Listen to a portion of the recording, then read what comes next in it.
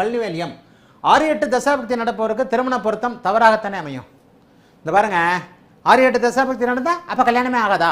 சரி, அப்போ கல்யாணம் ஆகி வேலை போய் கஷ்டப்படுறவனே என்ன சொல்கிறது? பொண்டாட்டியோட நல்லா இருக்கலாம், கல்யாணம் ஆனவனே வேலை போயிடுச்சு, ஆனால் அவங்க 2 பேரும் குடும்பம் நடத்திக்கிட்டு புள்ள பற்றிக்கிட்டு இருக்கிறாங்க. அப்போ அது எந்த தசாபக்தியில் போகிறது?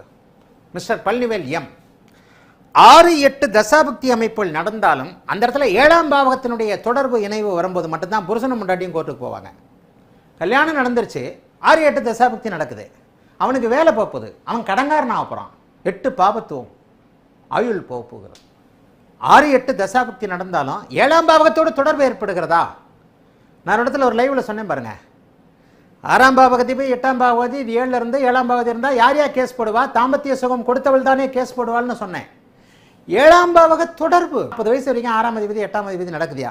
40 வயசு வரைக்கும் கல்யாணமே ஆகாதா என்ன? கல்யாணம் ஆகும், கல்யாணத்துக்கு பிறகு ஒரு கடங்காரவர் கஷ்டப்படுவார், கல்யாணம் வாழ்க்கையை நீடிச்சுக்கிட்டு இருக்கோம்.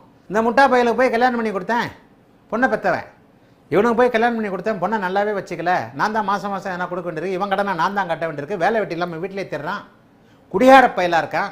6-8 அதிபதியினுடைய தசை வருகிறது, அவன் நல்லா இல்லை, 7ஆம் இடத்தோடு தொடர்பு கொண்டுகிறது, பொண்டாட்டியால் புருஷனால கேஸ் கோர்ட்.